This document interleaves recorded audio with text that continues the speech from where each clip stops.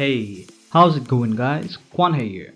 Today we're going to be unboxing and looking at the Thermaltake Versa J24 TG RGB. Yeah, that's a very long name for a, desktop chassis, but the Thermaltake cabinet for some of y'all. This is an ATX desktop case from Thermaltake, and as the name suggests, it has RGB elements included. The case comes packed really well. No need for worries about damage, unless of course the courier company decides to play football with it. That would hurt a lot. A damaged product, a broken product, and all that. That's not a nice thing to happen to somebody. Coming to the top of the cabinet, we find that there is a magnetic dust filter, which is a handy feature and makes cleaning the top, for the mesh at least, part of the chassis easy. You can put up to two 120mm or two 140mm fans up top. As for the I/O up front, or in this case, pun intended, up top, there are two USB 3.0 Type A ports, dedicated headphone and microphone ports, LEDs for the power and HDD read and writes, and of course the power and reset button. Do note that the reset button for this chassis has been configured to be used as a switch for the RGB fans, and they do not reset your computer. The left side of the panel is a 3mm tempered glass panel. It has a nice and decent weight to it. Thermaltake has done an excellent job. We find two thumb screws at the back. These thumb screws are not captive, so maybe place them carefully and so that you don't lose them. To take the panel off, simply unscrew the thumb screw and slide it off. There isn't much of a hassle to the process on how it's done. Inside we find the usual bag of goodies that come with every cabinet. In this bag we can find screws required to mount the motherboard, PSU, fans, etc. You get a bunch of zip ties within the bag of screws, a small PC speaker used for detecting hardware failure and the like, the PSU mounting bracket, and of course the cabinet manual itself. The usual slew of front I/O cables are found within the cabinet as well. We have a Psu Shroud, which helps in hiding the usual mess that the cabinet leaves us with when it comes to all the cables that the power supply has. The shroud also has a cutout, which may or may not appeal to some people, but hey, there's no judgment when it comes to preferences, right? Like, you do you, man. There are also two 2.5-inch mounting trays that are found within the mounting cavity of the chassis. Now, the chassis comes with 4 pre-installed fans. The rear has a single non-RGB 120mm fan, and the front has 3 120mm RGB fans, which you could technically add a 360mm radiator to as well. Coming to the right side of the panel, it is also held by 2 thumb screws. Once taken off, we can find access to the back area of the cabinet. As you can see, there is no space for the PSU to enter from the side.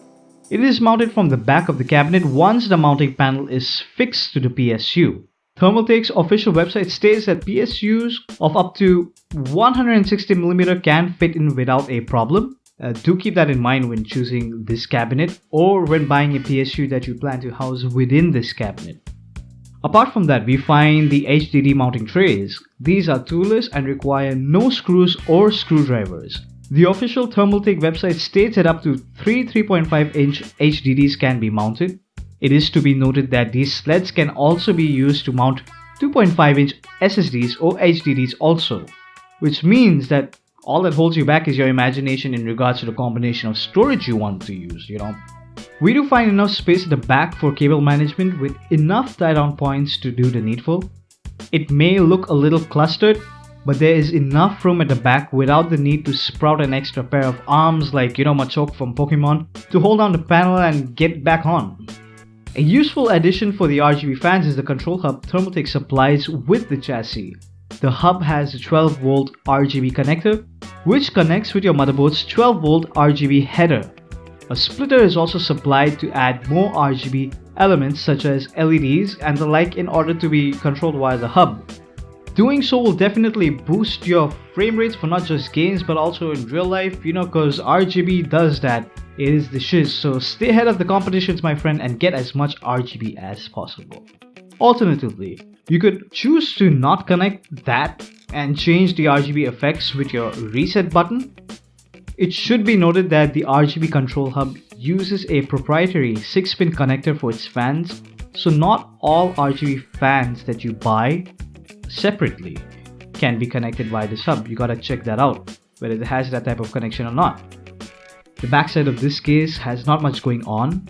In regards to what is there are 7 expansion slots that can be found for your GPU, capture card, more USB ports that you want to add in, or whatever else that you want to add via the PCI slots.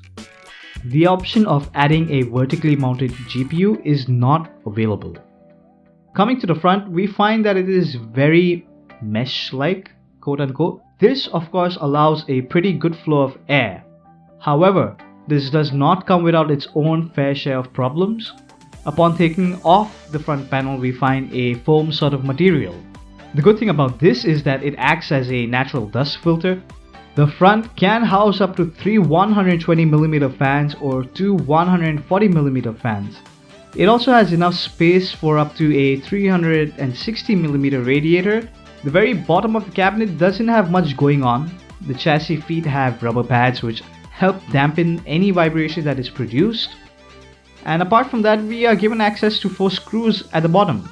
These screws hold the Hdd mounting bracket. In the event that the Hdd mounting brackets aren't used, it can be taken out completely, giving more space for either a radiator to do a push-pull config or have enough space for a longer PSU to be mounted.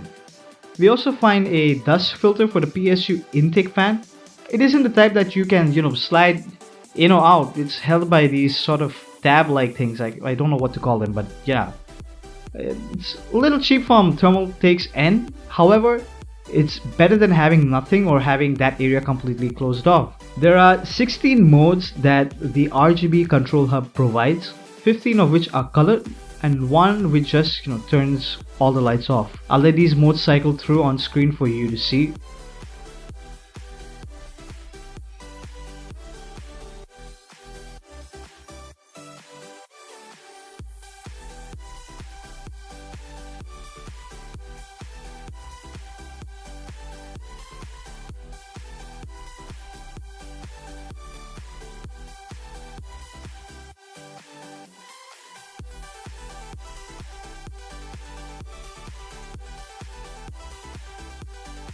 I must say that building in this particular cabinet was pretty easy, especially since I used a micro ATX motherboard as you see on screen. It does look very empty using a micro ATX board due to the large amount of space left within it, but there's no complaining since it does give ample room within the chassis itself.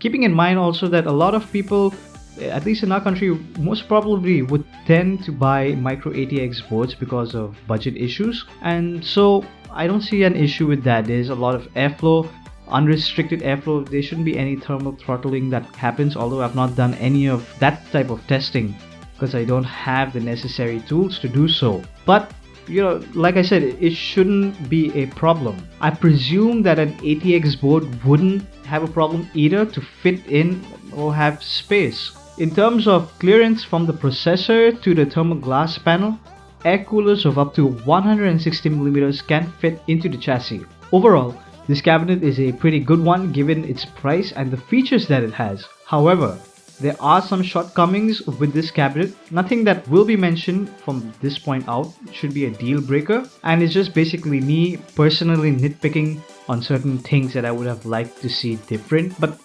don't let that affect your choice to buy this particular cabinet unless you really are looking at the points that I'm going to suggest as things that make a difference to you. The first thing that I would like to state is that the top magnetic dust filter is quite flimsy. If you don't touch it often, that really should not be a problem. I would have, however, liked to see Thermaltake giving stronger magnets so it stays in place, but then again, like I said, if you're not actually touching that area quite often, it's fine. There's no problem with it. However, a wiser design approach for the USB 3.0 ports would have been beneficial to this chassis. Had the 2 ports been turned sideways, the insertion of 2 pen drives or other peripheral would have been a lot easier since many pen drives and USB peripherals nowadays come in various physical sizes and shapes. Anyways, at the price tag of just Rs $5,352 from a place like MD Computers, there isn't much to complain about, and this is a great cabinet to choose from, especially if you do not want any restriction in terms of airflow. So I'd suggest take it and go ahead with it. There's no problem.